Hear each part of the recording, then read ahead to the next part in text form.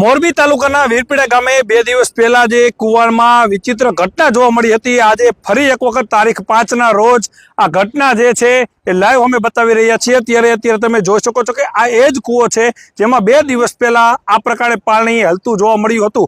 ત્યારે ગઈકાલે પણ અમે આવ્યા હતા, ત્યારે આ પાણીમાં કોઈ પણ હરકત જોવા મળતી નહોતી।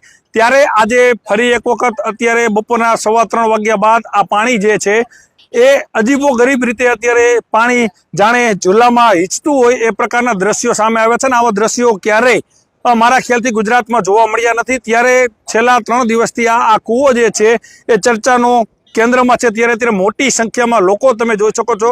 આ ભારતમાલા હાઈવે પર આવેલું વીરપીડા ગામ છે અને પેલું જ આ ખેતર છે હાઈવે ટચ, તેમાં અત્યારે લોકો મોટી સંખ્યામાં અત્યારે ઉમટી પડ્યા છે આ કૂવાને જોવા માટે।